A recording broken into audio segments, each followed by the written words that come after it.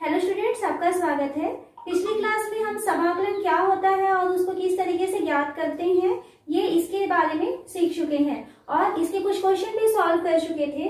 और आज जो हम क्वेश्चन लेने वाले हैं कि निम्नलिखित फलनों के समाकलन निरीक्षण विधि द्वारा ज्ञात कीजिए। तो यहाँ पर देखिए क्या देता है, वो निरीक्षण विधि। तो निरीक्षण विधि का मतलब होता है, जैसे कि हमने क्या देखा कि जो समाकलन होता है वो अवकलन का जस्ट ऑपोजिट प्रोसेस होता है। ठीक है, तो अभी हमको जो निरीक्षण विधि है, मतलब आपको क्या करना है कि अवकलन की सहायता से आपको समाकलन की वैल्यू को निकालनी है। तो जैसे फर्स्ट क्वेश्चन हमको कहता है कि sin 2x का समाकलन करना है, तो sin 2x dx लिखेंगे।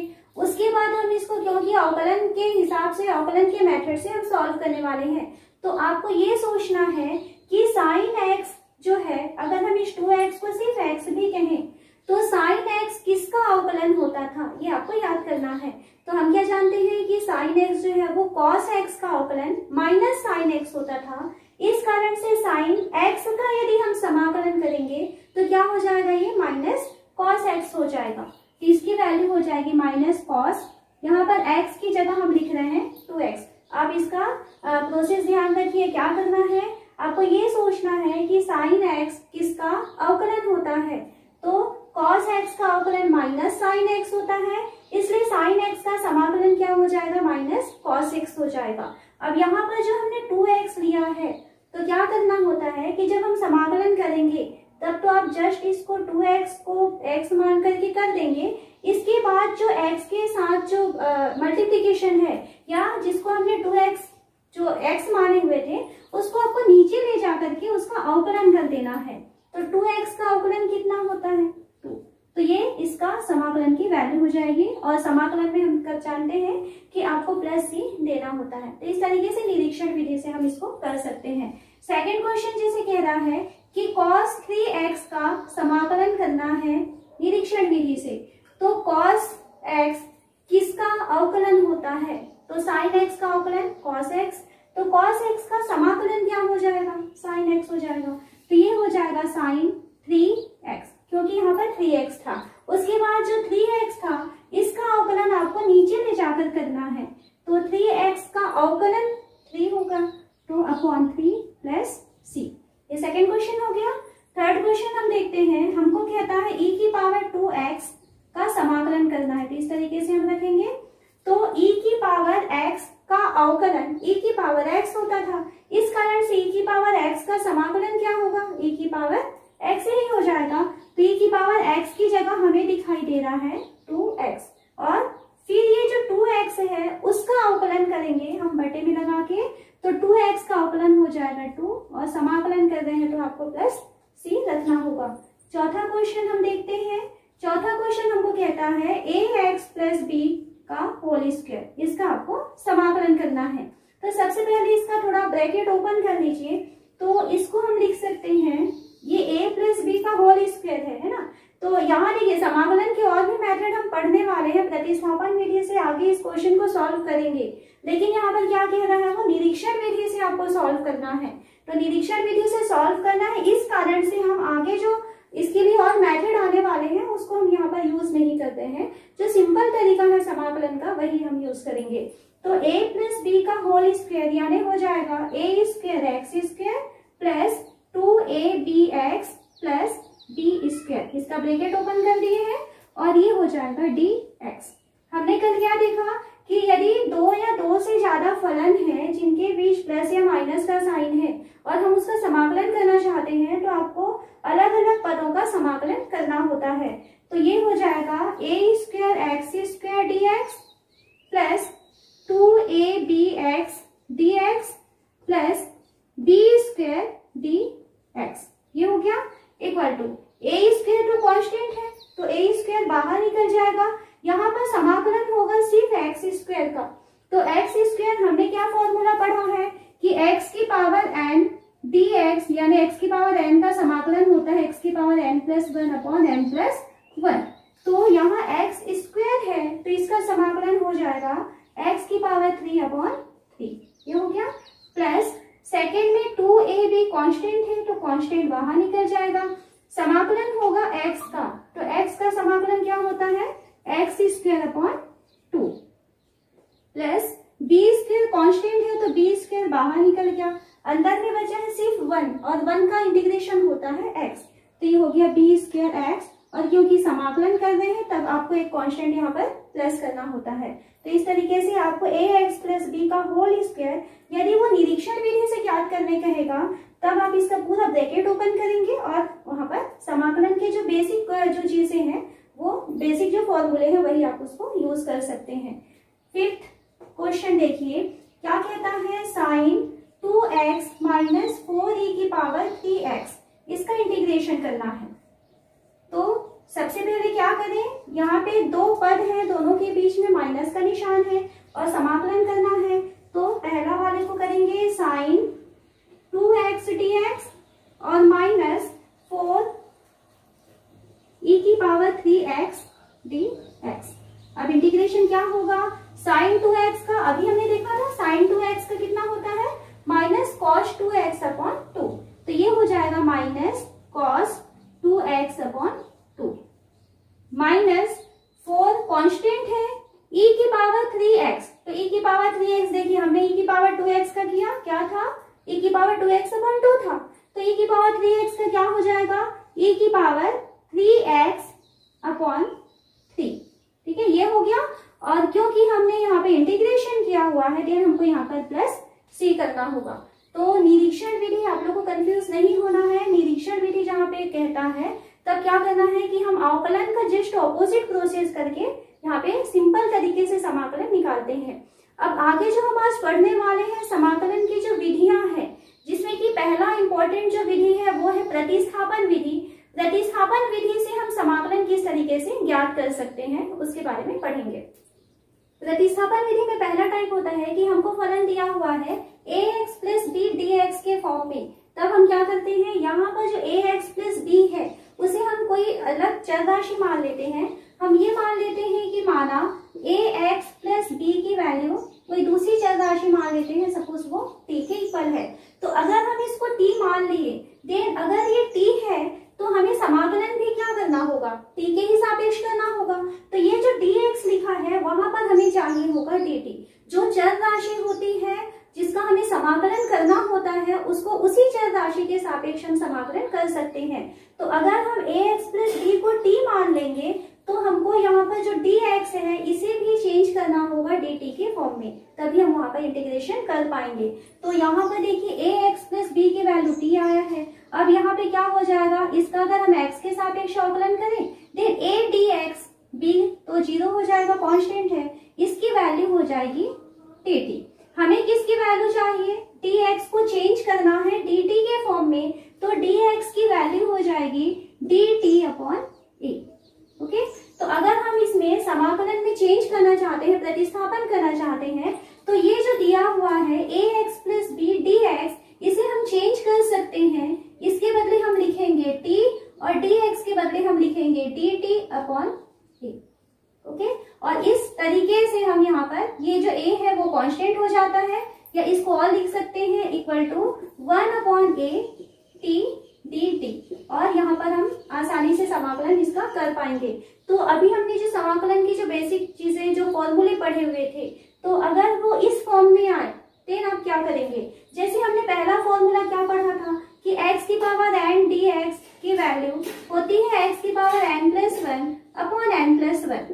ओके, तो यही क्वेश्चन यदि ऐसा हो जाए कि ax प्लस b की पावर n dx की वैल्यू क्या होगी, तो यहाँ पर क्या करना होगा, हमें इस ax प्लस b की वैल्यू को यदि हम t मान लें तब हमारे पास फॉर्मूला हो जाएगा कि आप t का समाकलन करेंगे और अपॉन में क्या रखना पड़ेगा, आपको a को रखना पड़ेगा। तो इसकी वैल्यू हो जाएगी t की पावर n, मतलब t की power n plus 1 upon n plus 1। तो ये हो जाएगा ax प्लस b की power n plus 1 upon n plus 1। Okay, ये तो क्या आया, इस फॉर्मूले से आया t की पावर n का समाकलन t की power n plus 1 upon n plus 1 होगा, और साथ ही साथ हमें और क्या देना है, अपॉन a देना है, इसलिए हमको इसके नीचे a लिखना होता है। तो क्या फॉर्मूला आया, ax प्लस b की power n equal to ax plus b की power n plus 1 upon n plus +1 और नीचे आपको a देना होगा। सेकेंड जिसे हमने फॉर्मूला पढ़ा हुआ था साइन ax+b, यहाँ पे अगर मान लीजिए मैं सिर्फ साइन x की बात करूं तो स्टार्टिंग में हमने पढ़ा था साइन x dx, तो हमने क्या पढ़ा साइन x का फॉर्मूला, साइन x का फॉर्मूला होता है इंटीग्रेशन में माइनस कॉस x, ठीक है। तो साइन x का माइनस कॉस x होता है। अगर यही चीज ऐसा हो जाए कि आपको पूछिए साइन ax+b dx, तो हमको इसका इंटीग्रेशन देना है। तो साइन अगर हमने इसको t मान लिया तो क्या चेंज हो चुका है, ये तब ये चेंज हो चुका है साइन t dt और सामने क्या आ रहा है a, 1/a, या यहाँ पे मान लो मैं लिखती हूँ a को, तो यहाँ पर साइन t dt, अगर यहाँ पे dx की वैल्यू के कारण क्या हो गया वो dt/a हो जाएगा। अब जैसे इंटीग्रेशन का फॉर्मूला है वही फॉर्मूला लगा देंगे आप यहाँ पर, तो साइन का इंटीग्रेशन क्या होता है माइनस कॉस, तो माइनस कॉस t/a, ओके, और प्लस c देंगे और इसकी वैल्यू हो गई माइनस कॉस ax+b/a। तो इस तरीके से आप प्रतिस्थापन विधि से जितने फॉर्मूले हमने सामान्य वाले जो समाकलन में पढ़े हुए हैं वे सारे फॉर्मूले अगर ax+b के फॉर्म में आने लगे तो आपको क्या चेंज करना है कि आपको ये याद रखना है कि ax+b dx की वैल्यू 1/a t dt के इक्वल होती है, जहां t क्या है, t जो है हमने ax+b को माने हुए हैं। तो इस तरीके से आप प्रतिस्थापन विधि से बाकी के जो फॉर्मूले हैं उसको भी आप डिराइव कर पाएंगे। प्रतिस्थापन विधि में सेकंड टाइप होता है कि यदि आपको दिया हुआ है इंटीग्रेशन करना है f'(x/fx dx), इस टाइप का अगर मान लीजिए आपको समाकलन करना है तो क्या करेंगे, तो यहाँ देखिए जो f(x) है, अगर हम f(x) को t माने देन f' की वैल्यू कितनी हो जाएगी dt। हम यहाँ इस टाइप के जब क्वेश्चन आएंगे तो f(x) की वैल्यू को t मान लेंगे, देन f' dx की वैल्यू हो जाएगी dt, ओके। तो यहाँ पर f' dx की वैल्यू हो गई dt और नीचे जो f(x) आया हुआ था उसको हम मान लिए हैं t। तो अब हमारा जो फंक्शन है वो चेंज हो जाता है 1/t dt के फॉर्म में, और 1/t dt का फॉर्मूला हम जानते हैं कि 1/x का समाकलन क्या पढ़े थे, तो 1/x का समाकलन था log x, ठीक है। तो यहाँ पर इसका जो समाकलन हो जाएगा ये हो जाएगा log t, और क्योंकि समाकलन हो जा रहा है इस कारण से प्लस आपको c देना होगा। तो जब इस टाइप के फंक्शन आएंगे आपको इंटीग्रेशन के लिए, देन इसमें समाकलन की वैल्यू होती है log mod t plus c। अब यहाँ से क्या क्या फॉर्मूले आप डिराइव कर सकते हैं, जैसे हमने देखा कि हम जो है tan x के लिए कोई फॉर्मूला नहीं पढ़े हैं कि tan x dx के लिए इंटीग्रेशन का क्या फॉर्मूला है, तब हम क्या करेंगे कि tan x का इंटीग्रेशन हम निकाल पाते हैं इस प्रतिस्थापन विधि की सहायता से। क्या जानते हैं, tan x का मतलब होता है sin x/cos x dx, इस तरीके से लिख सकते हैं। अब यदि हम इसमें तुलना करें तो cos x को यदि हम t मान लें, क्या मान लें, cos x = t, then cos x का अवकलन होता है माइनस sin x, तो क्या हो जाएगा माइनस sin x dx की वैल्यू हो जाएगी dt की वैल्यू dt के इक्वल, ठीक है। तो यहाँ जो हमें ऊपर दिखाई दे रहा है sin x dx, तो sin x dx की वैल्यू कितनी हो जाएगी, इसकी वैल्यू हो जाएगी माइनस dt।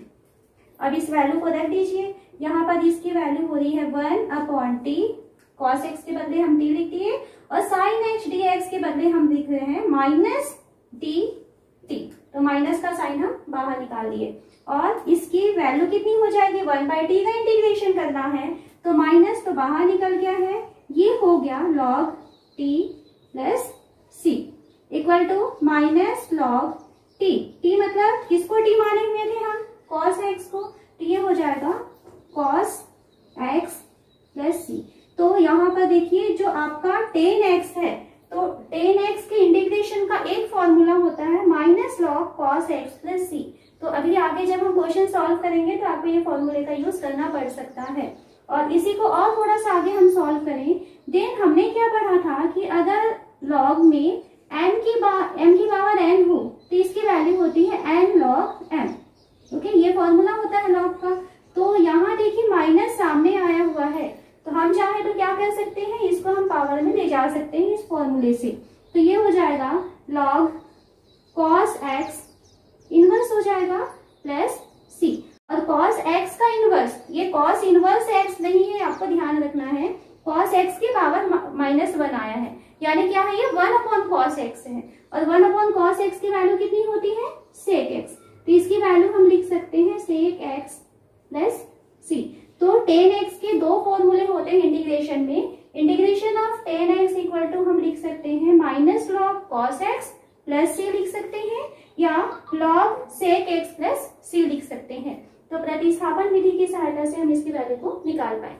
प्रतिस्थापन विधि से हम चाहते हैं कि sec x dx की वैल्यू, मतलब sec x का इंटीग्रेशन क्या होता है ये जानना चाहते हैं। तो यहाँ पे देखिए sec x को हम अगर लिखना चाहें तो 1/cos x तो लिख सकते हैं, लेकिन यहाँ से हमको इसको निकालना मुश्किल होगा। तो एक काम करते हैं, इसमें आपको याद भी रखना है कि sec x के साथ आप sec x plus tan x और नीचे sec x plus tan x, यानी sec x plus tan x को आपको मल्टीप्लाई करना है और उसको डिवाइड भी करना है, ये हमको करना है, ये आपको ध्यान रखना है। अब हम क्या देखते हैं कि अगर मान लीजिए हम इस नीचे की जो राशि है यानी sec x plus tan x की वैल्यू को हम t मान लें तो क्या होगा, तब इसका अवकलन होता है sec स्क्वायर x और tan x का, sec x का अवकलन होता है sec x tan x और प्लस tan x का अवकलन होता है sec स्क्वायर x। ओके, और ये dx की वैल्यू हो जाएगी dt। पहले क्या किए हैं, आपको सिर्फ sec x दिया हुआ था, then sec x plus tan x का मल्टीप्लाई और डिवाइड किए हैं, और नीचे जो आपको संख्या मिल रही है, जो राशि मिल रही है, उसको हम मान लिए हैं t। और ये t जब हम मान लिए तो नीचे की वैल्यू तो t आ चुकी, तो आपको यहाँ dx को dt के फॉर्म में चेंज करना होगा, इस कारण से हम इसमें अवकलन करते हैं। तो sec x का अवकलन होता है sec x tan x plus tan x का अवकलन होता है sec स्क्वायर x, और क्योंकि x के सापेक्ष होता है इसलिए वहां पर हमको dx लिखना होगा, और t का अवकलन हो जाएगा dt। अब हमें किसकी वैल्यू चाहिए, हमें तो यहाँ पर ऊपर देखिए क्या दिया हुआ है, sec x plus tan x dx। तो यहाँ से अगर हम चाहें तो sec x यदि कॉमन निकाल दें तो क्या मिल रहा है हमको, tan x plus sec x, ये मिल रहा है dx इक्वल टू dt, यानी ऊपर की जो राशि मिल रही है ये पूरी राशि जो है हमको dt के इक्वल दिख जाती है। अब हमारा फंक्शन चेंज हो चुका है, ऊपर की जो राशि है वो dt बन चुकी है, और नीचे जो आया हुआ है sec x plus tan x उसको हम बना दिए हैं t। तो dt अपॉन t, इसका इंटीग्रेशन क्या होगा, log t। तो ये हो गया log t प्लस c, क्योंकि इंटीग्रेशन कर रहे हैं तो log t किसको माने हुए थे, तो t माने थे हम sec x plus tan x और प्लस c। तो इस तरीके से हमको sec x dx का इंटीग्रेशन मिल जाता है। यहाँ हम कुछ क्वेश्चन लेते हैं। फर्स्ट हमें दिया हुआ है 3x प्लस 5 की पावर 7 dx, इसका इंटीग्रेशन करना है। तो यहाँ देखिए हम प्रतिस्थापन विधि की सहायता से इसको करने वाले हैं। तो यहाँ क्या करना पड़ेगा हमको, 3x प्लस 5 की वैल्यू को हम मान लेते हैं t प्रतिस्थापन विधि से। देन यहाँ अगर हमने इसको t माना तो आपको ये जो dx दिखाई दे रहा है उसको आपको dt में चेंज करना होगा। तो ये हो जाएगा 3 का जो डिफरेंशिएशन होता है, अवकलन होता है, 3x का अवकलन हो जाएगा 3, और 5 अचर पद है इसलिए इसका अवकलन 0 हो जाएगा। तो ये 3dx की वैल्यू हो गई dt। हमें तो सिर्फ dx की वैल्यू चाहिए क्योंकि यहाँ रखना है, तो यहाँ से हमें मिल जाएगा dx equal to dt upon 3। Okay, तो अब यहाँ रख देते हैं। आपको जो क्वेश्चन दिया हुआ था 3x प्लस 5 की पावर 7 dx, वो चेंज हो चुका है, 3x के बदले हमने मान लिया है t, तो ये t की पावर 7 हो गया है, और dx की वैल्यू हमको मिल चुका है dt अपॉन 3। ओके, तो यहाँ से जो 3 है वो कांस्टेंट हो, तो ये 1/3 बाहर निकल जाएगा। अब हम t की पावर 7 का इंटीग्रेशन करने वाले हैं, t के सापेक्ष, dt है ना, तो t की पावर 7 का इंटीग्रेशन क्या होगा, t की पावर 8/8, x की पावर n का x की पावर n प्लस 1/n+1 होता है, तो t की पावर 7 का t की पावर 7+1/7+1, यानी t की पावर 8/8। तो क्या हो गया, टी की वैल्यू वापस रख दीजिए। अच्छा, यहाँ पर हमको प्लस सी रखना है ना, तो टी की वैल्यू वापस हम रखिए तो क्या हो गया, ये 3x प्लस 5 की पावर 8 अपॉन 8 3 24 प्लस सी। तो इस तरीके से आपका पहला question 3x plus 5 to the power 7 dx का इंटीग्रेशन हो जाएगा 3x plus 5 to the power 8 upon 24 plus C. Second question करें तो सेकेंड क्वेश्चन देखिए क्या दिया हुआ है आपको, e की पावर 2x माइनस 3 dx। आपको बहुत अच्छे से समझ में आना चाहिए कि प्रतिस्थापन विधि में किया क्या जाता है। तो यहाँ क्या करेंगे, इस 2x प्लस 3 को हम मान लेते हैं t, 2x plus 3 equal to हम मान लिए t, देन 2dx की वैल्यू कितनी हो जाएगी, dt के, हमें तो सिर्फ dx की वैल्यू चाहिए, तो dx की वैल्यू कितनी हो जाएगी dt, और ये 2 नीचे चला जाएगा तो dt अपॉन 2। तो जहां dx मिलेगा वहां पर आपको dt अपॉन 2 रखना है, और जहां 2x माइनस 3 दिखेगा वहां पर आपको t रखना है। तो अब आपका क्वेश्चन चेंज हो चुका है, e की पावर t बना, और इस dx के बदले हम लिखेंगे dt अपॉन 2, dt अपॉन 2। इसमें आपका क्वेश्चन ये चेंज हो गया। अब इसका इंटीग्रेशन करें, देन यहां से देखिए 2 तो कांस्टेंट था, 1/2 बाहर निकल गया, e की पावर dt। तो आप क्या जानते हैं कि e की पावर x का समाकलन e की पावर x ही होता है, तो e की पावर t का समाकलन क्या होगा, e की power t plus c, value रख देंगे वापस t की, तो e की पावर t की वैल्यू हमने लिया था 2x minus 3 upon 2 plus c। तो आपका सेकेंड क्वेश्चन इस तरीके से सॉल्व हो गया।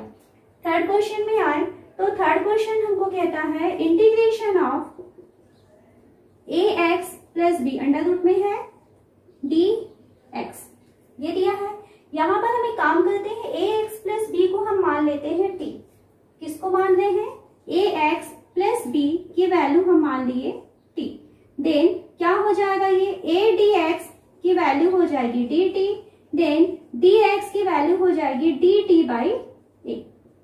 तो जहां dx दिखाई देगा वहां पर आपको रखना है dt अपॉन a, और जहां आपको ax प्लस b दिखाई देगा वहां पर आपको रखना है t। तो आपका जो फंक्शन है वो चेंज हो चुका है। देखिए क्वेश्चन दिया हुआ था under root ax plus b dx, तो आप इसको लिख सकते हैं अंडर रूट t, इसके बदले अंडर रूट t हो गया, और dx के बदले हम लिखेंगे dt अपॉन a।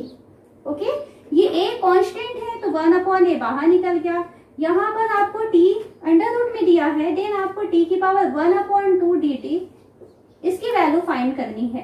तो इंटीग्रेशन में x की पावर n का x की power n plus 1 upon n plus 1, तो उस फॉर्मूले से 1 अपॉन a ये हो जाएगा t की power 1/2 plus 1 upon 1/2 plus 1 equal to 1 upon a, t की पावर 1/2 प्लस 1 मतलब t की पावर 3/2, और नीचे में 3/2 आएगा तो 3 तो नीचे चला जाएगा और 2 कहाँ चला जाएगा, ऊपर चला जाएगा, और इन सबके साथ में आपको प्लस c देना है क्योंकि हमने इंटीग्रेशन किया हुआ है। देन इसकी वैल्यू हो गई 2 अपॉन 3a, और t की वैल्यू वापस रखें तो t की वैल्यू हमने किसको माना हुआ था, ax प्लस b, और उसकी पावर हो गई 3/2 प्लस c। तो इस तरीके से हम प्रतिस्थापन विधि की सहायता से बहुत ही आसानी से इंटीग्रेशन निकाल सकते हैं। यहाँ हम कुछ आगे और क्वेश्चन लेते हैं। पहला क्वेश्चन दिया है cos 6x under root 1 plus sine 6x dx। तो कैसे सॉल्व करेंगे, देखिए पहला क्वेश्चन है हमको दिया हुआ है cos 6x under root 1 plus sine 6x dx। तो यहाँ पर अंडर रूट के अंदर में 1 प्लस साइन 6x आया हुआ है, तो हम एक काम करते हैं 1 प्लस साइन 6x की वैल्यू को मान लेते हैं t। इससे क्या होगा, ये हमने माना है, तो इससे क्या होगा कि 1 का अवकलन तो 0 हो जाता है, साइन x, तो साइन x का अवकलन क्या होता है cos x, तो साइन 6x का अवकलन हो जाएगा cos 6x, और फिर वापस 6x का अवकलन करेंगे तो इंटू 6, तो 6 cos 6x की वैल्यू हो जाएगी dx इक्वल टू dt। ये लिख लिए। हमें तो सिर्फ क्या चाहिए, cos 6x dx यहाँ पर दिखाई दे रहा है, तो cos 6x dx की वैल्यू कितनी हो जाएगी, तो इसकी वैल्यू हो जाएगी dt/6। ओके, तो अब हम वापस क्वेश्चन में आते हैं। हमको क्वेश्चन में जो दिया हुआ था cos 6x dx के बदले हम यहाँ पर लिखेंगे dt, और अंडर रूट के अंदर में हमें दिखाई दिया था 1 + sin 6x, तो ये हो जाएगा अंडर रूट t। तो हमारा जो क्वेश्चन है वो चेंज हो चुका है under root t into dt के फॉर्म में। अब इसका इंटीग्रेशन करते हैं तो ये हो जाएगा t की पावर, यहाँ पर ये dt/6 है। ओके, तो 1/6 बाहर निकल गया। ये अंडर रूट t का इंटीग्रेशन करेंगे तो t की पावर ये 1/2 है, देन इंटीग्रेशन करेंगे तो t की पावर 3/2/3/2 और प्लस c इक्वल टू 1/6, 3/2 है तो ये कहाँ चला जाएगा, 3 तो नीचे रहेगा और 2 ऊपर चला जाएगा, इनटू t की वैल्यू वापस रखें तो t की वैल्यू कितनी थी, 1 + sin 6x, तो यहाँ पर हम लिखेंगे 1 + sin 6x की पावर 3/2 प्लस c। थोड़ा सॉल्व हो सकता है तो करेंगे, 2 से ये 3 टाइम कैंसिल हो गया, देन 1/9 1 + sin 6x की पावर 3/2 प्लस c। तो इस तरीके से पहला क्वेश्चन का ही आपको आंसर मिल जाता है। सेकेंड क्वेश्चन सॉल्व करें तो सेकेंड क्वेश्चन हमको इसमें दिया हुआ है 2x/1 + x² dx। तो यहाँ पर आपको ये सोचना है कि हम प्रतिस्थापन विधि में किसको t मानने वाले हैं। आप इस तरीके से मानोगे कि आपको dt की वैल्यू जो है वो मिल जाएगी यहीं पे क्वेश्चन के ही अंदर, इस तरीके से आपको मानना होता है। तो यदि मान लीजिए हमको देखिए क्या दिख रहा है, 2x dx दिखाई दे रहा है। 2x किसका अवकलन होता है, x² का, इस कारण से हमको जो नीचे 1 + x² दिखाई दे रहा है उसको हम मान लेंगे t। तो यहाँ हम मानेंगे 1 + x² = t, then 2x dx की वैल्यू हो जाएगी dt के इक्वल। अब हमारा जो क्वेश्चन है वो चेंज हो चुका, ये हो जाएगा 1/t, ये t बन चुका है, और ये 2x dx जो है वो dt में चेंज हो चुका, तो ये हो गया 1/t इंटू dt। अब 1/t तो 1/x का इंटीग्रेशन क्या था, log x, तो यहाँ 1/t है, देन इसका इंटीग्रेशन हो जाएगा log t, तो इसकी वैल्यू हो जाएगी log t प्लस c, और वापस t की वैल्यू रखें तो log 1 + x² प्लस c। तो इस तरीके से आपका सेकेंड क्वेश्चन का आंसर आ रहा है log 1 + x² plus c। Next question है log x² x dx, इसका इंटीग्रेशन करना है, तो इसमें हम किसको t मानेंगे, तो यदि हम log x को t मानते हैं तो log x का जो अवकलन होता है वो होता है 1/x, तो इस कारण से हम इसमें क्या करेंगे, log x को t मान लेते हैं। तो हम इसमें मानेंगे, माना log x = t, इससे क्या होगा, log x का अवकलन होता है 1/x, तो 1/x dx की वैल्यू हो जाएगी dt के इक्वल। अब हमारा जो क्वेश्चन है वो चेंज हो चुका है, हमको दिया था log x² x dx, तो ये चेंज हो चुका है। देखिए log x को हमने क्या मान लिया है, t, तो ये t का स्क्वायर हो गया, और जो 1/x जो x और dx ये दिखाई दे रहा है, तो इसकी वैल्यू क्या हो जाएगी, इसकी वैल्यू हो जाएगी dt के इक्वल।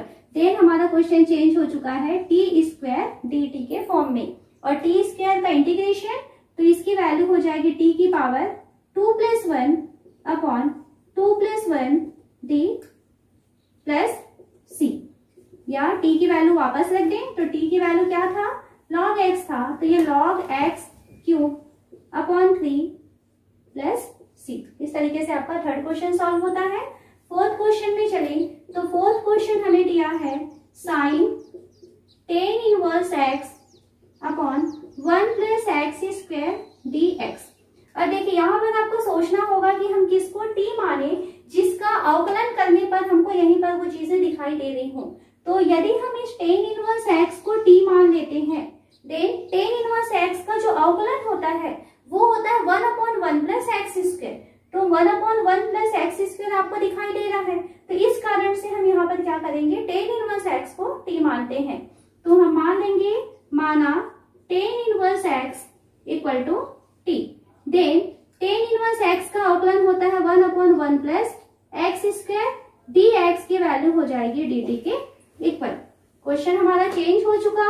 ये जो है क्या बन जाएगा, साइन, इसकी वैल्यू हमने टी मान लिए हैं, और जो dx/1 + x² आया हुआ है इसको हम ले लेंगे dt के इक्वल, क्योंकि हमने उसको t मान चुके। अब साइन t का समाकलन करना है, तो साइन t का समाकलन क्या होता है, -cos t, और प्लस, क्योंकि आप समाकलन कर रहे हैं इसलिए आपको समाकलन नियतांक दिख रहा होगा। तो इसकी वैल्यू आ चुकी है -cos t + c, then -cos t की value tan inverse x + c। तो आपका जो फोर्थ क्वेश्चन है उसका आंसर आ रहा है -cos tan inverse x + c। Next question है फिफ्थ, tan की power 4 √x sec² √x upon √x dx। Okay, तो यहाँ पर हम क्या करते हैं, √x को तो सबसे पहले हम t मान लेते हैं, तो माना √x = t। देन अगर हम √x का डिफरेंशिएशन करते हैं तो देखिए √x का डिफरेंशिएशन क्या होता है, x की पावर 1/2 है, तो 1/2 x की पावर 1/2 -1 dx की वैल्यू हो जाएगी dt के इक्वल। √x का मतलब होता है x की पावर 1/2, इसको हम t माने हैं और इसका अवकलन करेंगे तो n x की पावर n-1 होता है अवकलन में, तो 1/2 x की पावर 1/2 -1 dx = dt। देन ये हो जाएगा 1/2 x की पावर 1/2 -1 मतलब x की पावर -1/2, मतलब कहाँ चला जाएगा, वो नीचे चला जाएगा, dx = dt। तो यहाँ से जो dx/√2 आया हुआ है, आप क्वेश्चन में देख सकते हैं जो नीचे √2 मिल रहा है आपको, dx/√2, इसकी वैल्यू हम लिखना चाहें तो लिख सकते हैं dx/√2 की वैल्यू, √x की वैल्यू हम लिख सकते हैं dt अपॉन, ये जो 2 है इसके साथ मल्टीप्लाई हो जाएगा तो ये 2 dt। तो अब हमारा जो क्वेश्चन है वो चेंज हो चुका है, 10 की पावर 4 √x यानी t इंटू sec² √x मतलब t, और नीचे जो √x आया था और dx आया था उसकी जगह हम लिखेंगे 2dt। ओके, और ये जो 2 है क्योंकि वो कांस्टेंट है तो वो सामने आ जाएगा, तो इक्वल टू हो जाएगा 2 सामने आ गया, then 10⁴t sec² t dt। अब यहाँ पर भी हम देखें तो इंटीग्रेशन अभी भी हम नहीं कर पाएंगे, तो फिर से हम कोई संख्या, कोई राशि, चर राशि मानते हैं। तो यदि हम देखें कि tan t की वैल्यू को कोई चर राशि मान ले तो tan का जो अवकलन होता है वो होता है sec²। तो इस कारण से हम क्या करें, वापस हमको कुछ प्रतिस्थापन करना होगा। माना tan t की वैल्यू को हम कोई दूसरी चर राशि मान लेते हैं, सपोज मान लिया हमने u, देन sec² t की वैल्यू हो जाएगी du, और हमको sec² t dt यहाँ पर दिखाई दे रहा है। अब हमारा फंक्शन कैसे चेंज हो चुका है, 2 सामने है, t की पावर 4, 10 की पावर 4t था, 10 को हमने क्या मान लिया है, u, तो हमारा क्वेश्चन चेंज हो चुका है u की पावर 4, और sec² t dt जो है वो चेंज हो चुका है du में। अब इसका इंटीग्रेशन करें तो 2 u की पावर 4, तो u की पावर 4 का इंटीग्रेशन u की पावर 4 + 1 अपॉन 4 + 1, यानी ये हो जाएगा u की पावर 5 अपॉन 5, और इंटीग्रेशन कर रहे हैं देन इसको हमको प्लस c कांस्टेंट इसके साथ लगाना होगा। वैल्यू रखें 2/5, ये कांस्टेंट है, u की वैल्यू को वापस रखते हैं, तो u क्या था, u था 10t, तो ये है 10t की पावर 5 + c। और हमारा जो क्वेश्चन था वो t के भी फॉर्म में नहीं था, हमारा क्वेश्चन तो √x के फॉर्म में था, देन आपको यहाँ पर इस t की वैल्यू को भी वापस रखना होगा। तो हमारा जो फाइनल आंसर मिलेगा वो मिलेगा 2/5, 10 t की वैल्यू को वापस रखिए तो t कहाँ से आया था, √x, तो ये हो जाएगा √x की पावर 5, तो यहाँ पर हम 10 की पावर 5 √x लिखे और इसके साथ लगा देते हैं c। तो इस तरीके से आपका जो क्वेश्चन था इसका आंसर हमको मिल रहा है 2/5 10⁵ √x